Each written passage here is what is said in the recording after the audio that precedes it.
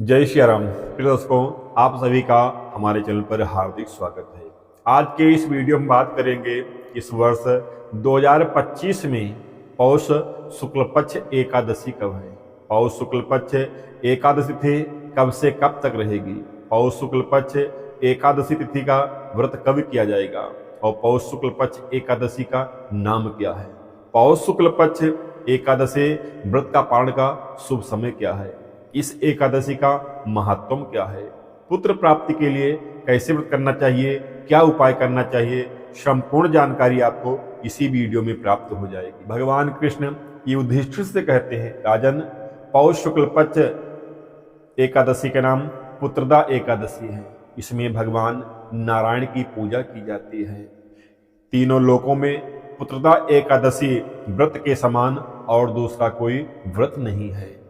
इसके प्रताप से, इसके पुण्य से मनुष्य लक्ष्मीवान, विद्वान और धनवान होता है।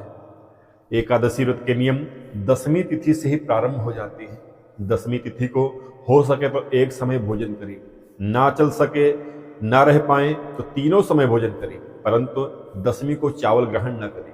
10वीं को चावल छोड़ देना चाहिए। 10वीं को सोने से पहले अपने मुख को अच्छी तरह स्वच्छ और साफ करके सोना चाहिए। 10वीं से ही ब्रह्मचर्य से रहना चाहिए। एकादशी के दिन प्रातः जल्दी उठें, स्नान आदि करके स्वच्छ साफ वस्त्र धारण करें और अपने पूजा मंदिर में आसन लगाकर विराजमान हो जाए। भगवान के सामने हाथ में जल और पुष्प लेकर संकल्प करें, हे भगवान नारायण, आज मैं आपकी प्रसन्नता के लिए, आपकी कृपा पाने के लिए, आपकी प्राप्ति के लिए, आपकी प्रसन्नता के लिए आज मैं पौष माह शुक्ल पक्ष पुत्रदा एकादशी व्रत कर रहा हूं या कर रही हूं। हे भगवान, हमें अपनी शक्ति, अपनी भक्ति, अपनी असीम अनुकंपा प्रदान करना। हे भगवान, हमारे व्रत की रक्षा करना। हे भगवान, आज हमसे जान अनजान में कोई पाप ना होने पाए। हे भगवान, आप हमारे ऊपर अपनी असीम अनुकंपा बनाए रखना। ऐसा बोलकर हाथ में लिया जल पुष्प भगवान के पास ही छोड़ते हैं। आपके मंदिर में भगवान नारायण की कोई प्रतिमा हो, भगवान विष्णु की, भगवान शालिग्राम की, भगवान कृष्ण की, जो भी हो, आप भगवान का पूजन करें। आप जल से भी और पंचामृत से भी स्नान करा के पूजन कर सकते हैं। फोटो प्रतिमा है तो जल छिड़क दें, चंदन, पुष्प, धूप, दीप, नैवेद्य अर्पण करें।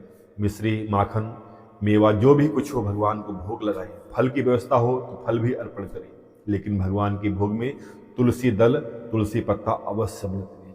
और ध्यान दें, एकादशी के दिन तुलसी नहीं तोड़ना चाहिए। इसके पहले ही आपको व्यवस्था एक दिन पहले बना के रख लेना चाहिए। तुलसी दल से भगवान को भोग लगाएं, भगवान का पूजन अर्चन वंदन करें। उसके बाद भगवान के प्रमुख जो मंत्र है, सबसे प्रिय मंत्र 12 अक्षर का ओम नमो भगवते वासुदेवाय, इस मंत्र का जितना हो सके आप जप करें। उसके बाद में आप चाहें तो और कोई पूजा भगवान का नाम का स्मरण करें, विष्णु सहस्त्र नाम का पाठ कर सकते हैं। उसके बाद में पौष शुक्ल पक्ष पुत्रदा एकादशी व्रत कथा को पढ़ें या सुनें। कथा की वीडियो हमारे चैनल पर मिल जाएगी, आप मोबाइल से ही कथा सुन सकते हैं। उसके बाद में भगवान नारायण की आरती उतारें। आपका व्रत यहीं से शुभारंभ हो जाता है। आप जैसे व्रत रखते हैं, निराजल, जल पीकर फलाहार, जैसे भी आप रखते हो आप व्रत रखें। दिन में प्रयास करिए हमसे कोई अपराध ना होने पाए, हमसे किसी की आत्मा दुखी ना हो, हमारे हाथों से कोई गलत कार्य ना हो। अच्छी संगत करें, साधु संतों ब्राह्मणों की सेवा करें, भगवान के चरित्रों का चिंतन करें, जितना हो सके सत्संग करें। शाम को पुनः स्वच्छ साफ होकर फिर भगवान का पूजन अर्चन वंदन करें। रात्रि में जागरण करने का विशेष महत्व बताया गया है। एकादशी के रात में जागरण अवश्य करना चाहिए। जिनको पुत्र प्राप्ति के लिए कर रहे हैं उन्हें पूरा रात जो है जागरण करना चाहिए। ना हो सके तो रात्रि 12 बजे तक जरूर ही जागरण करें। उसके बाद में एकादशी के दूसरे दिन प्रातः जल्दी उठें, स्नान आदि करके भगवान का पूजन अर्चन वंदन फिर उसी तरह करें। उसके बाद में पारण के समय अनुसार ही सीधा खुराक निकालकर ब्राह्मण के निमित्त रख दें। उसके बाद में आपको व्रत का पालन करना चाहिए। सीधा खुराक के साथ में दक्षिणा अवश्य रखना चाहिए। बिना दक्षिणा के आपका सीधा खुराक पूर्ण नहीं माना जाता, इसलिए दक्षिणा के साथ में सीधा खुराक निकाल के रख दी। और व्रत के पारण के अनुसार भगवान के चरणामृत से या भगवान के गंगा जल मिश्रित तुलसी दल से या मुख में चावल डालकर या भगवान को खिचड़ी का भोग लगाकर उससे व्रत का पारण करना चाहिए। यह पारण बहुत अत्यंत शुभदायक और फलदायक होगा। यह एकादशी पुत्रदा एकादशी है, जो बहुत ही उत्तम, बहुत ही शुभदा, बहुत ही सुखदा एकादशी है।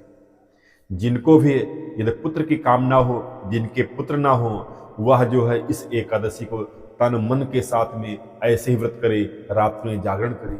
द्वादशी के दिन भगवान का पूजन अर्चन करके भगवान से हाथ जोड़े, प्रार्थना करे, हे भगवान, मैं पुत्र प्राप्ति के लिए यह व्रत किया था, हमारी मनोकामना को पूर्ण करे। उसके बाद में व्रत का पारण करें। बहुत ही उत्तम, बहुत ही अद्भुत है, शास्त्रों में वर्णित है। भगवान कृष्ण स्वयं कहते हैं, राजन, इस एकादशी के समान कोई दूसरा व्रत नहीं है।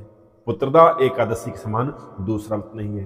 पुत्र की प्राप्ति के लिए, पुत्र की इच्छा रखने वालों के लिए यह व्रत अवश्य करना चाहिए। भगवान कृष्ण कहते हैं, राजन, पुत्र की प्राप्ति के लिए पुत्रदा एकादशी व्रत करना चाहिए। जो मनुष्य इस महात्म को पढ़ता या सुनता है, उसके पुत्र प्राप्ति के योग बनते हैं, स्वर्ग की प्राप्ति भी होती है। इतना सुंदर व्रत है, इतना सुंदर ये अनुष्ठान है। इस वर्ष 2025 में पौष माह शुक्ल पक्ष एकादशी तिथि का प्रारंभ गुरुवार 9 जनवरी को दोपहर में 12:22 से हो रहा है, जो अगले दिन शुक्रवार 10 जनवरी को सुबह 10:19 तक एकादशी तिथि रहेगी।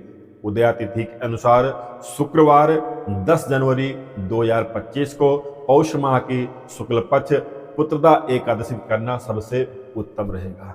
और इस पुत्रदा एकादशी व्रत का पारण शनिवार 11 जनवरी 2025 को सुबह 7:15 से लेकर 8:21 के मध्य एकादशी पारण करना सबसे उत्तम रहेगा। इस दिन द्वादशी तिथि का समापन 8:21 पे हो रहा है। जानकारी आपको अच्छी लगी हो तो वीडियो को लाइक कर दीजिएगा, चैनल को सब्सक्राइब कर लीजिएगा, ताकि आपको समय समय पर ऐसे उत्तम जानकारी प्राप्त होती रहे। और इतनी अद्भुत, इतनी उत्तम वीडियो अपने पास ही रखिएगा मत, यह दूसरों के पास शेयर करके उनके दुख कष्ट का हरण करिए, ताकि आपका पुण्य और बढ़े।